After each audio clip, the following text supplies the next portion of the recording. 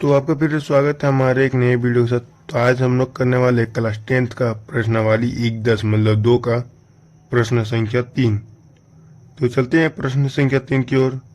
तो प्रश्न संख्या 3 लिखा है, अभाज्य गुणनखंड विधि द्वारा निम्नलिखित पूर्णांकों के HCF और LCM ज्ञात कीजिए। तो हम लोगों को इस क्वेश्चन को अभाज्य गुणनखंड विधि द्वारा निम्नलिखित पूर्णांकों के HCF और LCM ज्ञात करना है, जो हम लोगों ने पिछला क्वेश्चन में सॉल्व किए थे। तो चलते हैं हम लोग इसको भी उसी विधि से सॉल्व करते हैं। तो ये हम लोगों ने पहले से लिख लिया है। तो तीसरा का पहला क्वेश्चन है 12,15,21। तो हम इन लोग को अभाज्य गुणनखंड करते हैं। तो पहले 12 को करते हैं। 12 का अभाज्य किससे जाएगा? 2 से जाएगा। तो 6 दूनी 12 होता है, तो यहाँ पे 6। अब ये फिर से 2 से जाएगा, तो 3 तिया 6 होता है 3। 3 तो एक अभाज्य संख्या है, 3 किसी से नहीं जाएगा, तो हम लोग 3 एकम 3 से दे देते हैं। अब हम लोग 15 को देंगे। तो 15, 3 5 15 होता है, तो 3 से देते हैं पहले। 3 5 15 होता है, ये एक नहीं लगेगा। अब 5 तो एक अभाज्य संख्या है, तो 5 को 2 से भी नहीं देख सकते, 3 से भी नहीं, 4 से भी नहीं, तो 5 से अपने आप से जाएगा। तो चलते हैं हम लोग 5 से देते हैं। 5 एकम 5। अब 21 को देते हैं। तो 21 तो 2 से नहीं जाएगा, 3 से जाएगा, तो 3 से देते हैं। तो 21 जाएगा 7 बार में, तो यहाँ पे हम लोग लिखते हैं 7। 21 को 7 बार में जाता है। अब 7 तो एक अभाज्य संख्या है, तो 7 किसी से नहीं जाएगा, तो 7 एकम 7 दे देते हैं। अब हम लोग यहाँ पे इन लोग का मान लिखते हैं। तो यहाँ पे लिखते हैं हल। तो 12 बराबर 2 गुना 3 गुना 1, 2 गुना 2 गुना 3 गुना 1। अब 15 को लिखते हैं। 15 बराबर 3 गुना 5 गुना 1, 3 गुना 5 गुना 1। अब 21 को लिखते हैं। तो 21 बराबर 3 गुना 7 गुना 1, 3 गुना 7 गुना 1। अब हम लोग इसको जो जो मिलता है उन लोग का हम लोग जोड़ा बना देते हैं। तो इसमें से 3 मिल रहा है यहाँ पे, इसमें से 3 मिल रहा है, इसमें से 3 मिल रहा है, तो 3 को हम लोग मिला देते हैं। और इसमें से 1 मिलता है, तो मिला देते हैं इसको।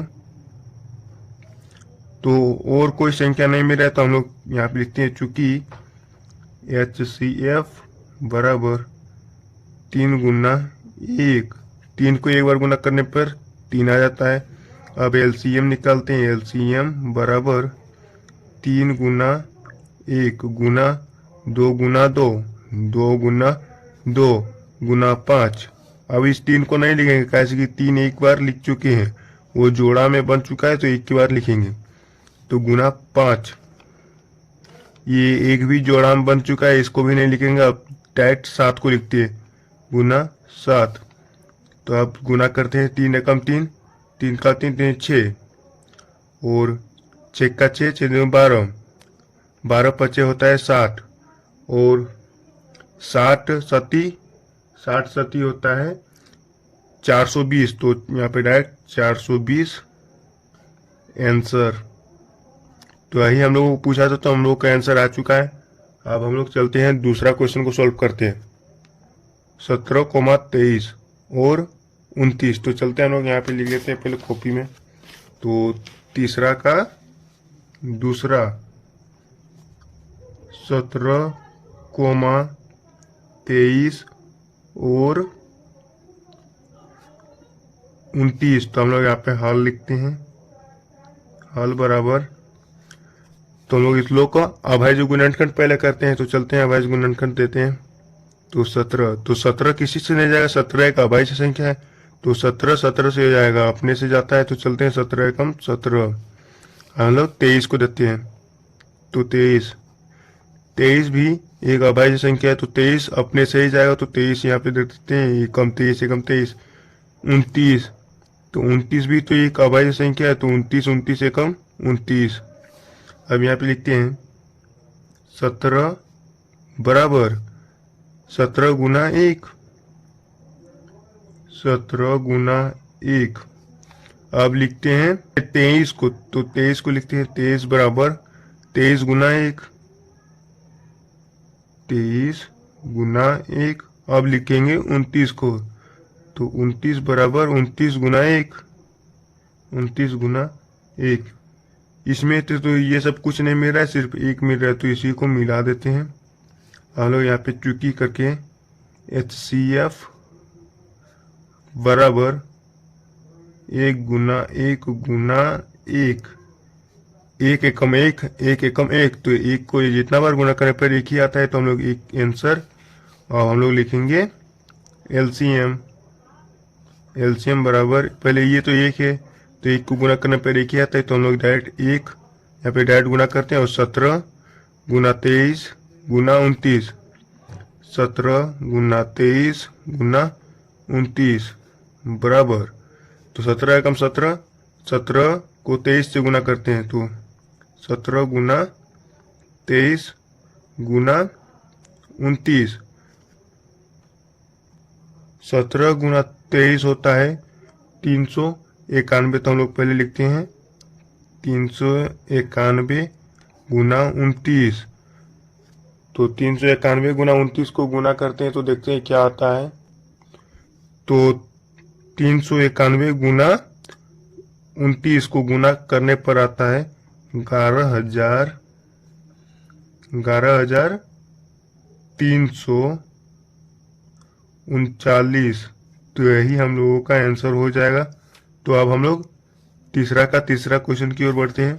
तो तीसरा का तीसरा लिखा हुआ है 8,9 और 25। तो चलते हैं, इसको हम लोग सॉल्व करते हैं।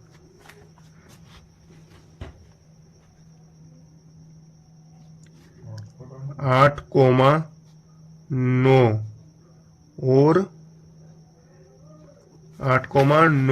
और 25।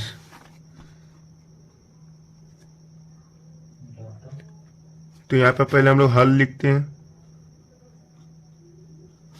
अब हम लोग इसको अभाज्य गुणनखंड विधि से सॉल्व करेंगे। तो चलते हैं अभाज्य गुणनखंड करते हैं।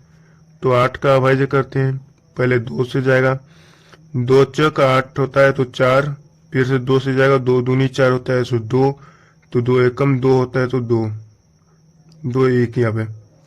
हम लोग 9 को देते हैं, तो 9 तो 2 से नहीं जाएगा, 3 से जाता है, 3 तिया 9 होता है, तो 3 को 3 बार से गुना करने पर 9 आता है। 3 को, ये तो एक अभाज्य संख्या है, तो 3 एकम 3 हो जाता है। अब हम लोग 25 को देते हैं, तो 25 किससे 5 से जाएगा, 5 बचे होता है 25, तो यहाँ पे 5 और 5 तो एक अभाज्य संख्या, 5 एकम 5। अब यहाँ पे लिखते हैं 8 बराबर 2 गुना 2 गुना 2 गुना 1, 2 गुना 2 गुना 2 गुना 1। अब लिखेंगे 9 को, तो 9 बराबर 3 गुना 3 गुना 1, 3 गुना 3 गुना 1। अब 25 को लिखते हैं, तो 5 गुना 5 गुना 1, 5 गुना 5 गुना 1।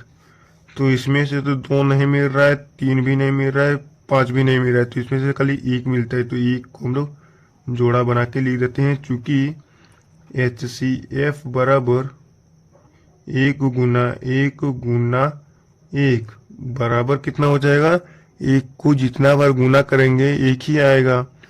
हम लोग लिखते हैं LCM, LCM बराबर, तो पहले 1 है तो 1 को हम लोग लिखते हैं 1 गुना 2 गुना 2 गुना 2, 2 गुना 2 गुना 2, 3 गुना 3 गुना 3 गुना 3 गुना 5 गुना 5, 5 गुना 5 बराबर 2 एकम 2, 2 का 2, 2 दूनी 4 और 4 का 4, 4 दूनी 8, 8 तिया 8 का 8 16 8 24 और 24 तिया होता है, तो 24 तिया होता है 24 तिया 72। तो हम लोग लिखते हैं पहले 72 गुना और 5 और 5, 5 पचे 25, 25।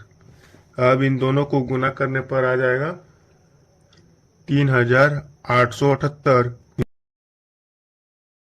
तो 72 गुना 25 को गुना करने पर आता है 3878। तो हम लोग का आंसर हो जाए।